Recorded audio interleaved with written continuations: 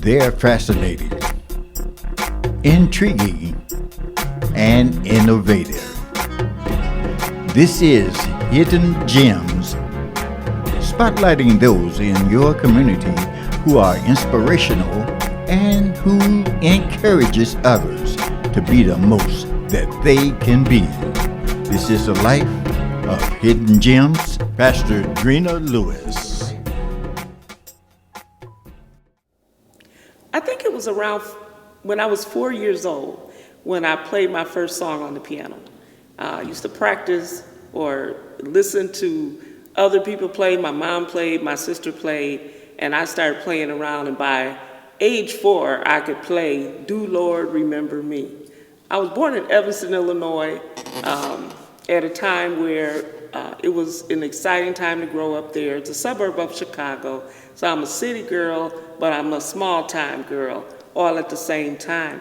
We went to Bethel AME Church, and that was across the street, and it was at that church that I learned the song, "Do Lord Remember Me," and I came home and I picked it out on the piano, and that was a big, big, big deal for everybody. I was 4. So actually my formative years, I was at Bethel AME Church. Frances Henderson, who was the choir director and the pianist there, is the person that I used to just idolize. She would play and sing and direct the piano, direct the choir, and that really, really, really touched my heart. The thing that was cool about music, and that I didn't realize or really appreciate until I got a lot older, is that I was always around musicians and singers and what have you. And so it really kind of came natural, I believe, to me. Of course, it was God-given, but the interest was there because I was always surrounded with people who were singing and going to different churches and singing. My mom's side of the family, especially, most of her brothers, I think except one, were members of a quartet group at some time or another. I think her oldest brother was a member of the Soul Stirrers. That was Richard Gibbs. And then there was another group called the Evening Stars that my Uncle John Frank Gibbs was a member of. And there were others. And so they always sang, and they were always, I remember being young on Sunday afternoon, and we would go to the quartet program down at DuSable High School. And so the music is always there. And then Uncle Richard married Inez Andrews, and then she became my aunt. And then, they had Richard Gibbs. And so Richard Jr., we call him, Richard Jr. is my first cousin, and he played, well, everybody knows Richard Jr. And so it's just always has been ingrained. Like, I didn't grow to the status that they grew to in music, but the continuity of it in my life, I believe, was due to my upbringing. And I thank God for that, because it kept me focused. It kept me grounded in church until God really got a hold of me and called me to the ministry. And so it was through that. And so I did music. I was minister of music, I would say, for maybe 25, 30 years before I was called into the ministry. And then at that point, after a year or two, I just began to do ministry and not music anymore. As I grew up and in my teenage years, we moved to Milwaukee. And it was here that I really got ingrained into the ministry life, or the church ministry life of Milwaukee, Wisconsin.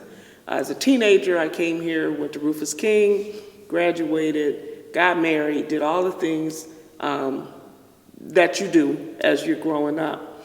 I landed at Jordan Missionary Baptist Church. Bishop William Reed was a pastor who also ended up being my father-in-law. And he really allowed me to stretch my gifts and to do all that he saw in me to do, which was a whole lot more than I thought.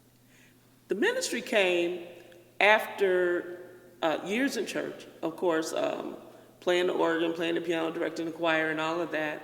I began to get into the study of the Word with Evangelist Smith. Our pastor, Bishop Reed, had brought her in to begin to teach us about the Word and about holiness and about the Bible, about salvation, about the Holy Ghost, and all of those things. And I just began to take that in and take it on and have it to become a part of my life. The Lord saved me, and I just became open to whatever the call of God was. However, I really thought that I was going to heaven from an organ bench with a Sunday school book in my hand. I was happy to teach Sunday school. We were, some of us were called out to be missionaries in our church, and I just thought that was it. I was going to go on to heaven from there.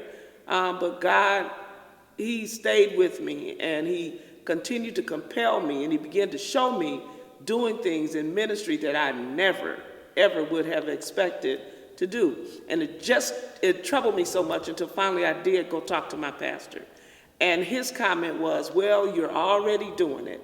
He said, but the profession or the confession of your call and the acceptance of your call is going to give you more power than ever to do what God called you to do. And so that was pretty encouraging. And I really thank God for Bishop Reed, because he really gave those of us that came through there, many of us are at different churches now, but he gave us a good start. He gave us a good start. It's been said that my former pastor, I call him my home church, Jordan, Pastor Reed was a trailblazer in ministry, especially in this city. And that is entirely true. He was a trailblazer. He was the first church to have drums and at the time, and tambourines and guitars, and we used to church real hard. And many people weren't doing it like that. And so they kind of pushed him aside or whatever, but he kept pressing. And he was a trailblazer in things. He also was a place that always accepted ministry from whoever was called. And when I got there, there were women in ministry already there. And while that might be unusual to some people, for me, I grew up AME. And so I grew up around men and women in the ministry. So it wasn't unusual for me. I didn't realize what a hot button that was until I got older, until I got a ministry myself, because I thought people did that all the time. So when it came to women in ministry, like I said, I didn't realize it was such a hot button, but it was. And so as I began to branch out in ministry and get invited to preach various places and different things like that, for many places that I had gone to, I did not realize it, but I would end up being the first woman that ever preached in their church. I can't tell you how many places I went to as the first woman. I didn't always know it. And so sometimes, you don't know what you're walking into. And probably was good for me not to know, because I just went in and did what God told me to do and came on out of there. But there have been a number of places that I have been the first woman. And I have had people come back to me years later and say, you know what, I got to apologize. Because when I saw you operating in ministry at Greater New Birth or wherever, I just really didn't believe in it, and I felt like it was out of place. But I have seen a light. I've seen change, and God has ministered to me. He's shown me. I've seen your work. I've seen your fruit. And they were able then to take another look at the whole concept of women in ministry. And it's kind of sad because in the church, and this was an age where churches were growing and building and different things like that, we did not need something like that to divide us. We needed to be able to come together and get ministry done. And so there I ended up playing the piano, which was a dream that I wanted to do, was to play in the church. Ended up playing there, directing the choir, and doing all those things, Sunday school, and all those things that I wanted to do since I was a little girl.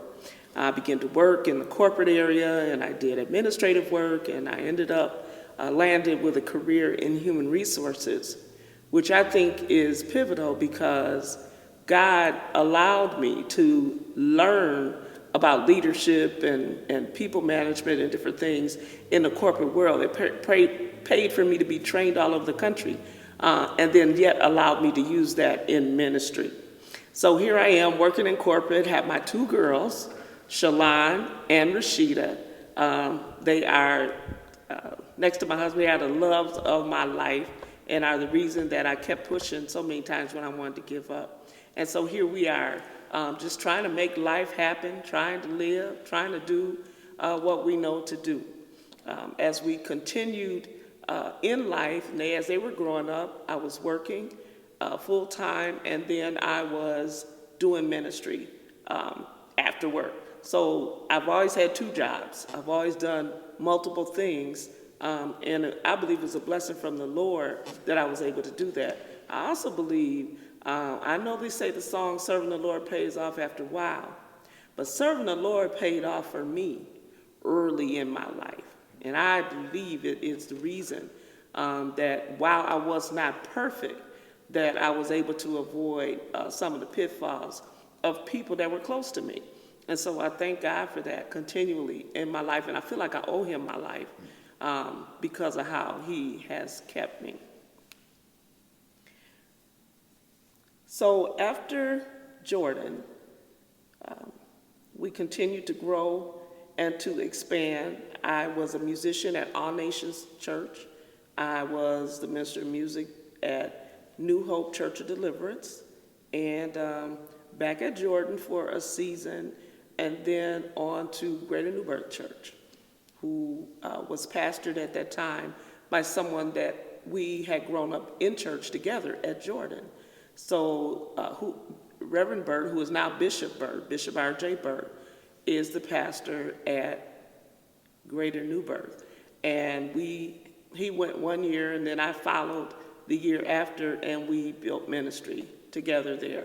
So I was there for a number of years and functioned as the executive pastor there. I didn't do music while I was there. I just enjoyed it and was happy to function as executive pastor for a number of years. After that time, we transitioned, my husband and I transitioned to Hopewell. And here we are. My husband, Elder Michael C. Lewis, we've been married now 17 years. And it was a late in life marriage for me, one that I didn't think would happen, but I believe that God ordained it because we are still married and that we work very well together in ministry. And that is what we're doing as we're serving here at Hopewell. You know, Michael Lewis is an interesting guy, and he was so loved by my mom. You know, when he started coming around, my mother just fell in love with Mike. And, you know, he was okay and everything, but she just like really, really fell in love with Mike because he reminded her of her brothers. Because Mike is a phenomenal singer. He's a musician. He's a songwriter, you know, all of that. And all of that was embodied in our family. So he just kind of fit right in. And it was interesting. God knows how to put people together with the similar interest and things like that. But Mike has a heart for God and a heart for God's people. And certainly he has an ear and an eye for ministry that is unmatched. And so God placed us together, and we began at first to continue to do what we had been doing. We were both at Greater New Birth. But then as we came here, we just began to grow in ministry together. You know, since I've been preaching, since we've been together, he has been my biggest supporter. There are very few places that I've gone to minister that Mike wasn't there with me. And his anointing and his, you know, prayers and his prophetic gift and all of that really, really sets the course for ministry to go forth. And I feel grateful to have him in my life. You know, I love him first because he loves me. And it takes God to give you that kind of love.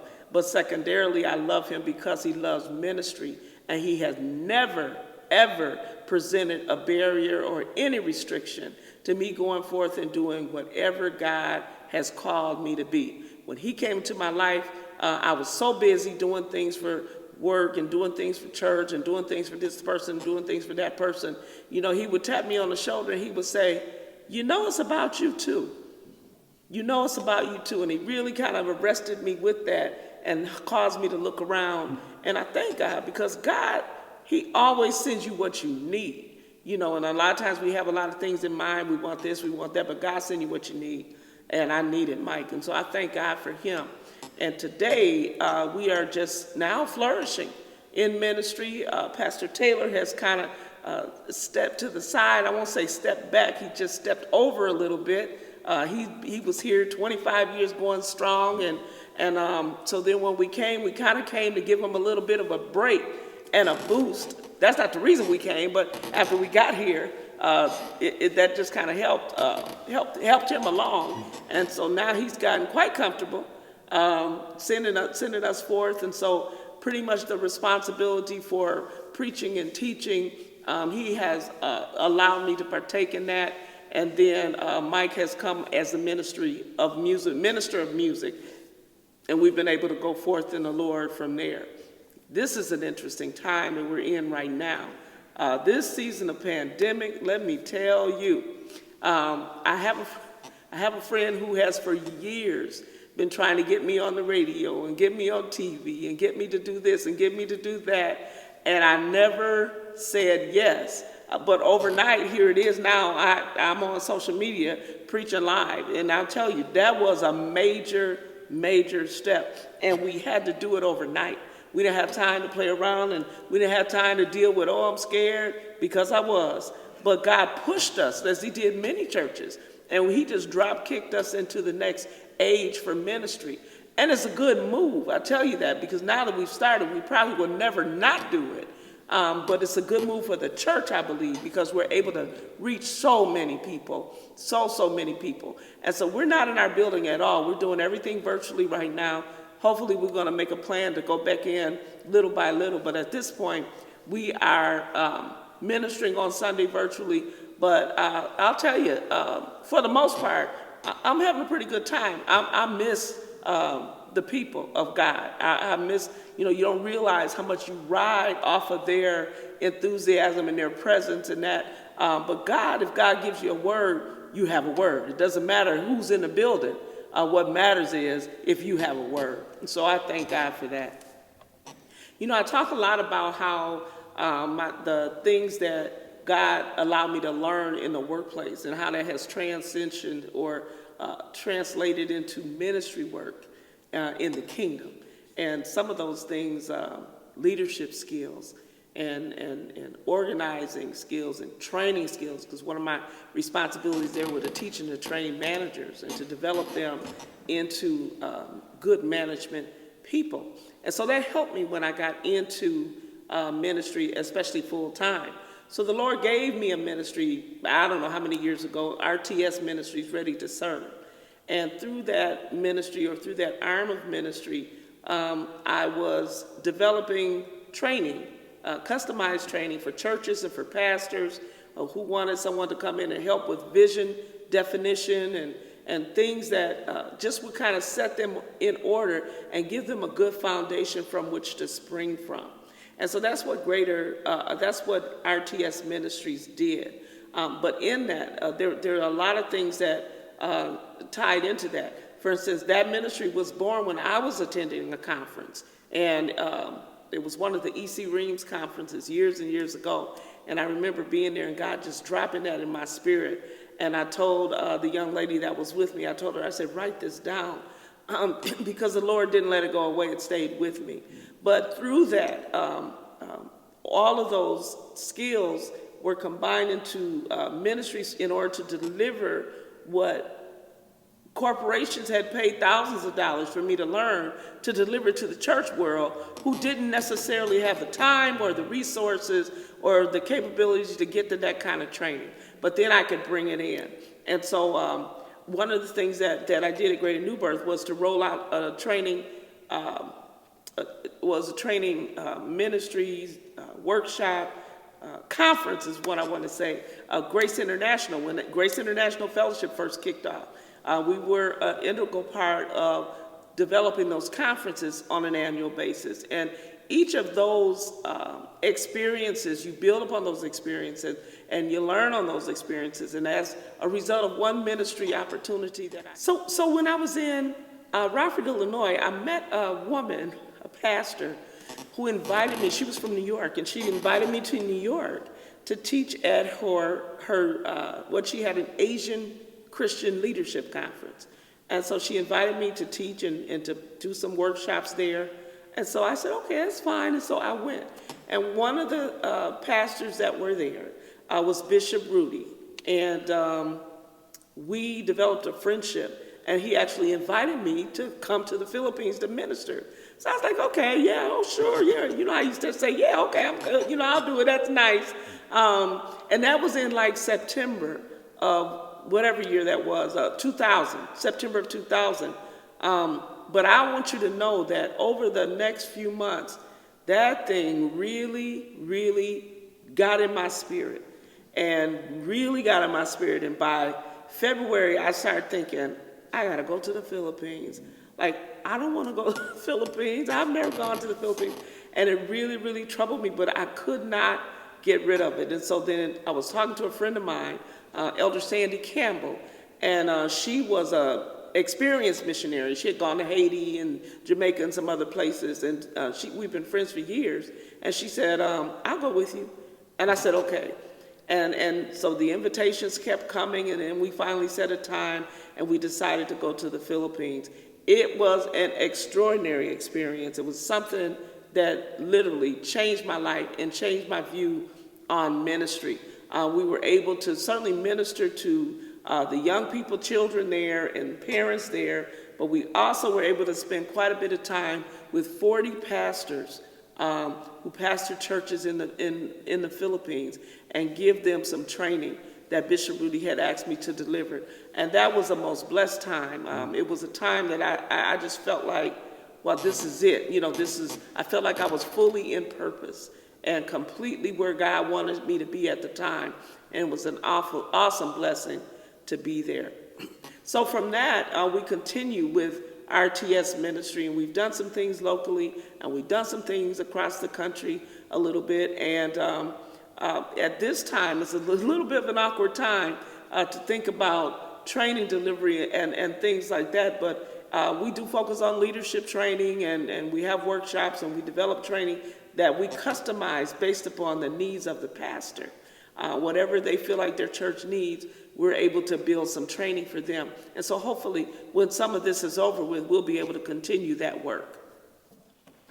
You know, so we were at a point of transition, and I had moved away from my job as executive pastor. It had been a long time, and it was just time for a change. And then my husband, he got a position here at Hopewell as minister of music. And so my first thought, we were working out, okay, how are we going to do both? You know, he can come here and play, and then we can go back to Greater New Birth for second service or first service or whatever we were going to do. But as it turned out, after Mike got here, over time, I just started coming with him. And so I didn't come to do anything, to be anything other than to come to church with my husband and enjoy the Lord. But over time, Mike decided that we should join. And, you know, and so here we are. And I promise you, it has been such a blessing. I learned that you reap what you sow. You don't always reap where you sow it.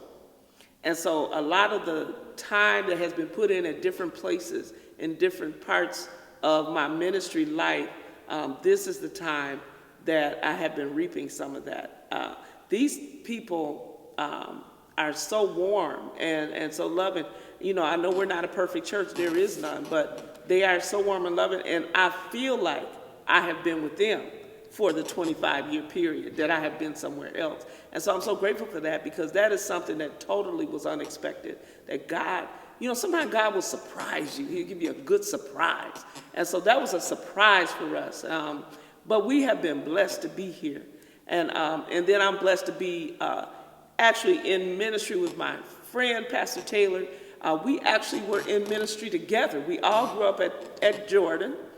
And then when I first went to Greater New Birth, Pastor Taylor came to Greater New Birth. So it was Bishop Bird, Pastor Taylor, and myself for a little while at Greater New Birth. And then Pastor Taylor was called to pastor here at Hopewell. I stayed at Greater New Birth, and now 25 years later, we are in ministry together here, and I just thank God. He has a way of bringing things full circle. You know, so where we are now, given the pandemic, and I know that the church is closed, but the church is not closed, you know. And I always say, my husband and I, we said it like right away when people, when churches were shut down. It was like, man, we still got to be the church. we have to figure out how we are going to be the church. And what does the church do? Get the word out, first of all, encourage the Christians, and then seek the lost, and then help those that are in need. Really, that's really what we're supposed to be doing. And so what Hopewell has continued to do is to run their food pantry. And our food pantry has tripled in size as compared to what it was before the pandemic. And while it's unfortunate that people have a need, it's a blessing to us that we've been able to expand and to feed more families.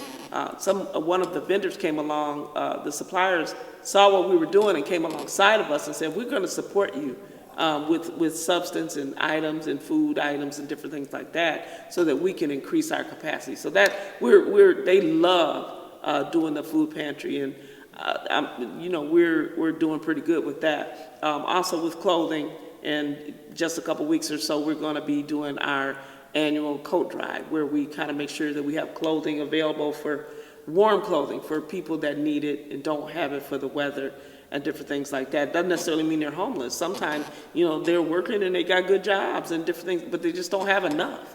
And so we have to not be judgmental, but to be mindful that people have needs, and things that we take for granted are things that people need very much. And so we are gearing up for that.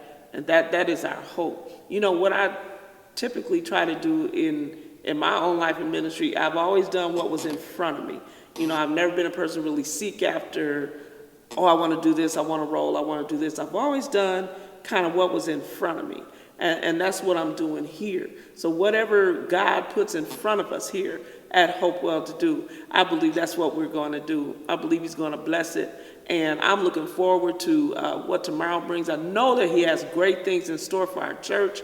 I know that we're headed somewhere. I actually need some people that are open and willing to come alongside of us. And we need some young people. I always laugh with the congregation and say, y'all better get some of y'all kids up in here, because we need somebody to run up and down these stairs. We need somebody that can really put their hands and minds to the work, the new work that has to be done. And so we're looking forward to it. I believe that God is still going to allow us to provide hope from the well right here on this corner. This is the most tremendous time, I believe, in the life of the church. We are challenged more than ever to be the church, despite what is going on in the world. And so we continue, for now, virtually serving in ministry as best we can. If you would like to join us online, we're online every Sunday at noon. Go to Facebook. The page is Hopewell MB Church, and we record our services via Facebook Live. And so you can catch it then, or you can catch it later. Just go to the page and you'll be able to pull up the sermon for the day. We also do a conference call on Tuesday night, which is our Tuesday night teaching, Bible study, and prayer. And the information for the conference call you can find on our Facebook page.